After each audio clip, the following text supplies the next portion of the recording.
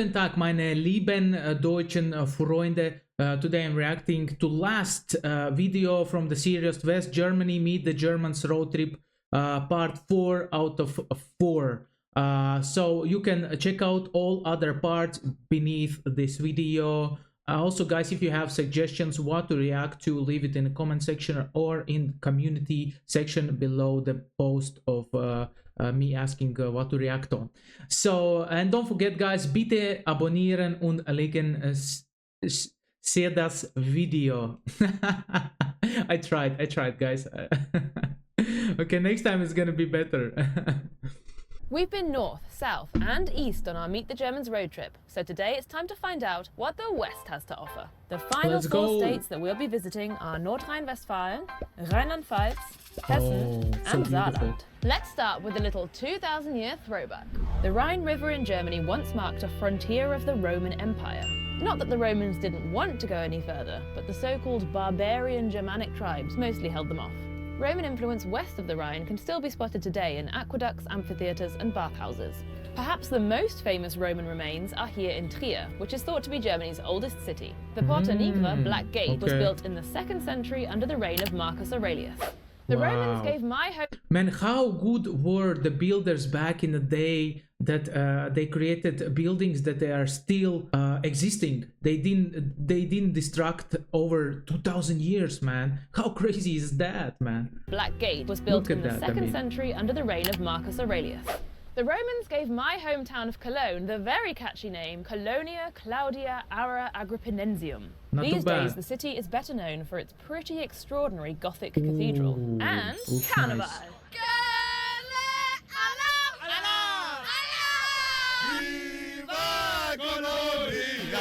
I love that people are so excited, that people are so open for communication. I just enjoy it a lot. The so-called 5th season kicks off on 11.11, the 11th of the 11th at exactly 11:11 a.m. It rises to a crescendo, usually in February, with a 6-day extravaganza of street parades, costumes, dance performances, music, and plenty of drinking. Talking about carnivals, big events in Latvia, guys, we have the dance and song festival happening every 4 years. It's very popular in Europe, I guess, because a lot of Europeans come to visit us. And it happens one time in 4 years. And basically every singer, every like dancer from whole the country comes to Riga. Like literally every school is packed because those people are staying in the schools. There's buses everywhere in Riga, and like basically they have this dance performance in the stadium, and then they have this song performance where all the people who are singing in the groups, I don't know, we call it chorus, in the chorus, right? They're singing and they gather into Measure Parks. This is the big park we have, and there's a big like a stadium type of building, and they gather and like 1,000 people sing together, and it's so beautiful, guys. If you visit Latvia, come summer when it's like a dance and song event happening, you won't regret it.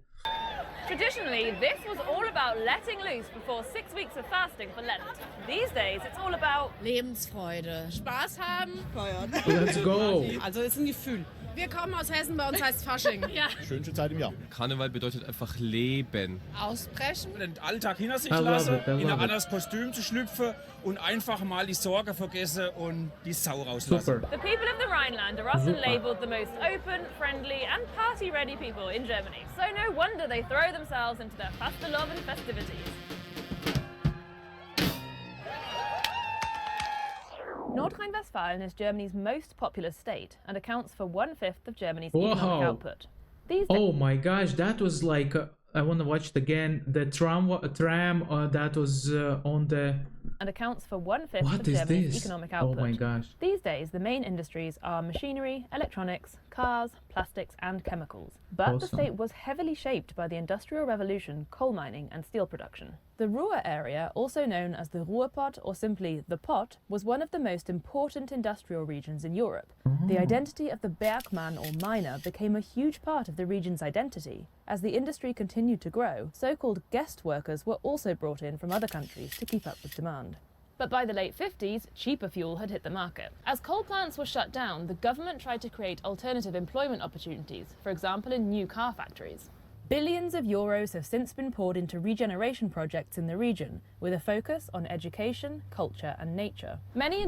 Listen guys, I mean, your like management, your government is doing good jobs, because here in Latvia, everything that we had our own sugar, we had our own radios, we had everything our own. And after the collapse of Soviet Union, right, like we got our freedom, and everything that we got, everything got sold basically to foreign companies, and now we don't have anything. Literally not a lot of working places are created, and economic situation is not great, I would say.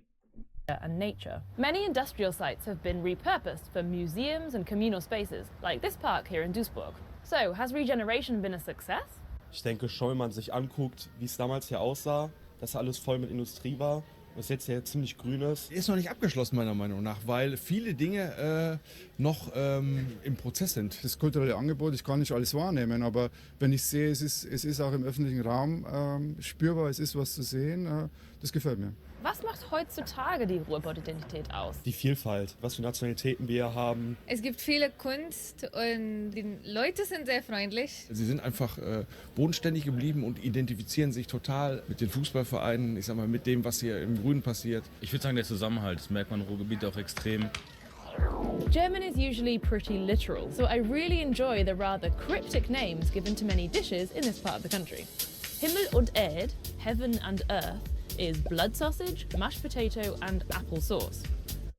Wow, that's interesting. Like how is which of them is heaven, which is earth? I bet that heaven is the sausage, that's for sure. Mashed potato and apple sauce. Halve Hahn, half a chicken, is a rye bread roll with a slab of cheese on top. And what about Blindhuhn, blind chicken? That's a vegetable and bacon stew, duh. Herzdrigger is Pfalz dialect for heart pusher, which could refer to the cardiological effect of these meat and potato dumplings, or the fact that locals are particularly fond of this dish. Okay. But sometimes the Hessians call a spade a spade. This is the very accurately named grüne Soße. Looks nice. Sauce. To be more exact, it's a sour cream and mixed herb sauce, often served with boiled potatoes and eggs. Sounds tasty. I would add some meat, of course, but I love eggs, I love sauce, and I love potatoes. As a cider lover, I've also been dying to try another Hessian speciality, Ebbelwoi, literally apple wine. It's an alcoholic drink made from sour apples, and it's usually served in a jug like this one called a Bembel. Whoa, not as sweet as the cider I know, but I think I could get used to it. Viele Leute, die machen sich einen Schuss Mineralwasser rein, ist ja nicht ganz so stark. Und dann gibt es wieder andere, die machen sich Limonade rein. Das ist aber unter Apfelweintrinkern eigentlich verpönt. Something I really like. Apfelwein drinker? Like, can you guys explain me what does it mean? I mean, this phrase that he said, Apfelwein drinkers. This is like, let me guess. This is drinkers that doesn't like to drink strong drinks, something like that. Something I really like about Germany is that not everything is centered around the capital city. Different industries have hubs in different places. Even political institutions are spread between Berlin and the former West German capital Bonn. And Germany's financial center is Frankfurt. Frankfurt am Main, to give it its full name, is home to many domestic and foreign banking institutions, as well as the European Central Bank and Germany's largest stock exchange. It has the country's busiest airport and 18 of Germany's 19 skyscrapers, earning it the nickname Manhattan. Incidentally, here the buildings don't scrape the sky, they scratch the clouds, Wolkenkratzer. But beneath the surface... That's interesting, I haven't heard this kind of name of the cloud scratchers. Wow. Of suits and skyscrapers, Frankfurt has an underground claim to fame as one of the birthplaces of techno music. Hier gab es sehr früh eine sehr komplexe Szene. Hier gab es die Clubs, aber auch die Produzenten, die Musiker, die Labels, Plattenläden und so weiter. Anfang der 80er Jahre gab es vielleicht 5, 6 Städte weltweit, die diesen Status zu der Zeit hatten. Kannst du irgendwie schätzen, warum das hier stattgefunden hat? Einer der Gründe ist mit Sicherheit das Dorian Gray. Also in dem Club lief schon immer das Innovativste vom Innovativen. Der war am Frankfurter Flughafen. Allein der Ort, auch die Fahrt dorthin, er fährt also über die Autobahn, es ist Nacht und der Flughafen ist nachts beleuchtet gewesen. Man hat ihn schon von weitem so pulsierend gesehen, man ist dazugefahren und dann runter unter den Flughafen gefahren. Das war eigentlich schon, da ging es schon los, dass man gespürt hat, hier passiert heute Nacht was. Über Frankfurt wird nicht mehr so viel gesprochen. Das hat damit zu tun, dass diese Räume, diese Clubs einfach fehlen. Hier gibt es nicht viel Raum. Deswegen wird in Frankfurt auch in die Höhe gebaut. Und wenn irgendwo ein Raum frei wird, die Mieten sind extrem hoch. Deswegen ist Berlin auch heute wahrscheinlich World Capital of Techno, weil durch den Mauerfall haben sich einfach Räume ergeben. Das heißt, die Leute konnten, ob es alte Lagerhallen waren, alte E-Werke, Gaswerke. Mit diesen Räumen kann man auch erst was Neues entwickeln. Und das haben wir hier leider in der Stadt nicht so. Listen, techno was invented by Germans.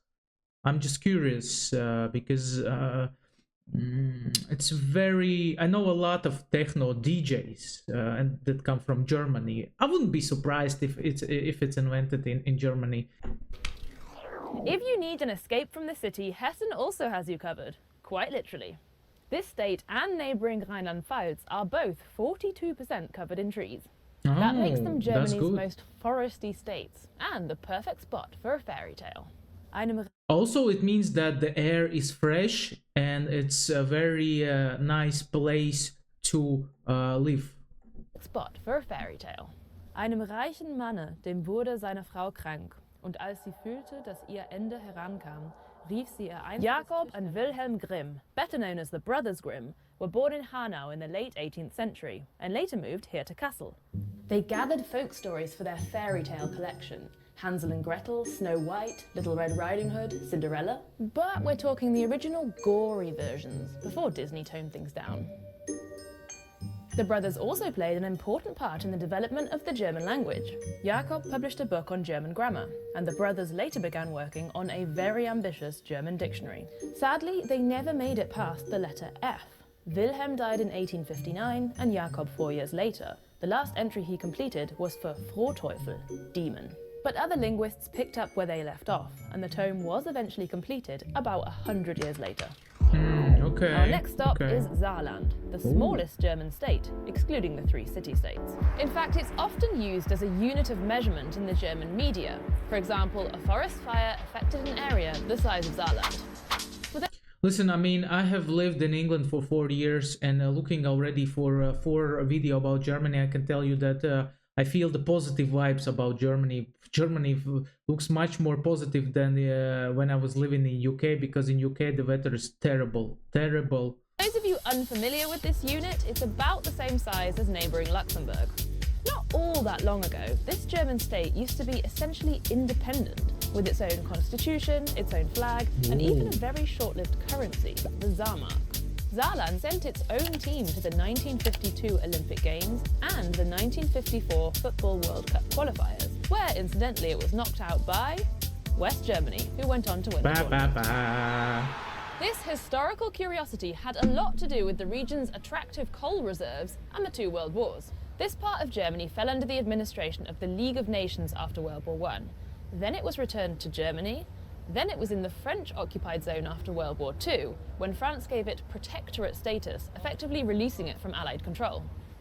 But the region's strong connection to Germany remained, and in a 1955 referendum, the people voted to be released from their special arrangement with France. In 1957, they officially joined West Germany. So is this history still visible today?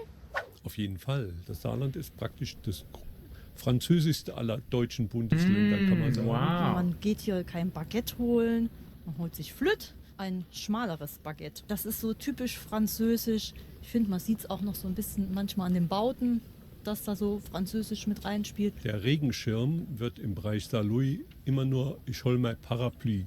Und das ist im Grunde le Parapluie, der Regenschirm. Wir haben hier eine Sprachgrenze, eine europäische Sprachgrenze zwischen Rheinfränkisch und Moselfränkisch. Und die wird Iwe und Trive, wird die auch so gesprochen. Als Franzos hatte ich, meine Muttersprache war Plattdeutsch. Und selbst How did it happen that this region was influenced by France so much? I wonder.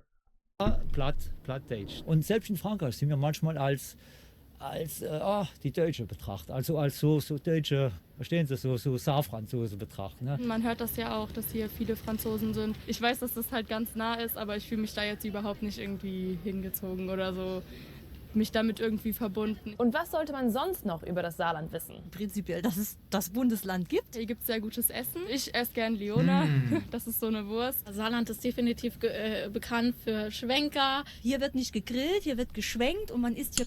Schwenker sounds a bit wrong, in my opinion. Kein Steak, man isst einen Schwenker. We've managed to get pretty far in this episode without mentioning beer. There's plenty of Pilsner in the west, and then Cologne's got its Kölsch, and nearby Düsseldorf has its Alt. German beer is known the world over, but a slightly better kept secret is German wine. Around 2/3 of all German wine comes from Rheinland-Pfalz, and the absolute frontrunner is the Riesling variety. Dotted along the Mosel River between quaint villages and hillside castles, you'll find row after row of seriously steep vineyards.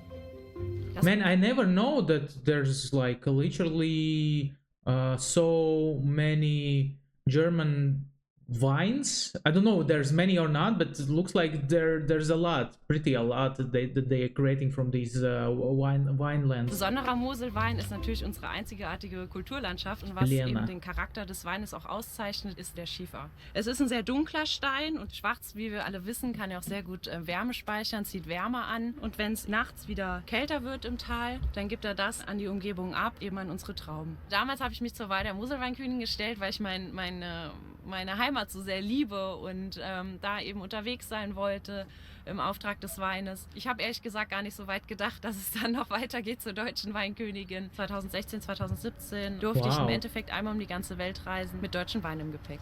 Was macht eine gute Riesling? There's even a competition like that. Everything is on a serious level over there in Germany when it comes to wine. Wow. Ein guter Riesling macht natürlich das gute Moselklima aus. Dann sollte er eine schöne Süße haben, also nicht zu süß, ein bisschen und dann natürlich die knackige frische Säure, die den Mosel-Riesling auszeichnet. So, what's the best way to sample the local produce? Well, you could go on a Weinwanderung or wine hike. Yep, that involves hiking between vineyards and wine taverns. Whew. The more relaxed variation would be to do a Weinprobe or wine tasting, which traditionally goes from dry to sweet.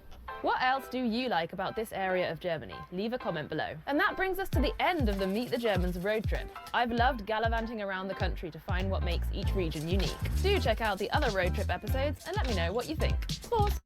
Listen, I mean, I think what I enjoyed about this video is that people seemed very chilled over there, very serious, not serious, but very professional attitude towards the music, the techno, that they have the special place, the museum over there, you know. I love that they create their own wine, and you know, the food was interesting, the sausage, you know, the big sausage. I would like to try it out one day. And the biggest surprise for me, it was that there was a lot of French over there. I was really surprised. By the way, here in Riga we have a lot of Russian-speaking people because of the Soviet Union past.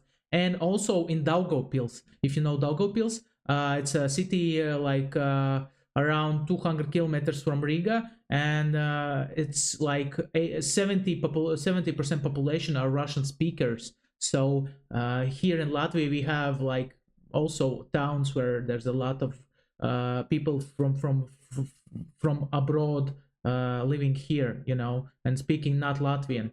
Anyways, guys, thank you for watching. See you in next reaction videos. Danke and auf Wiedersehen.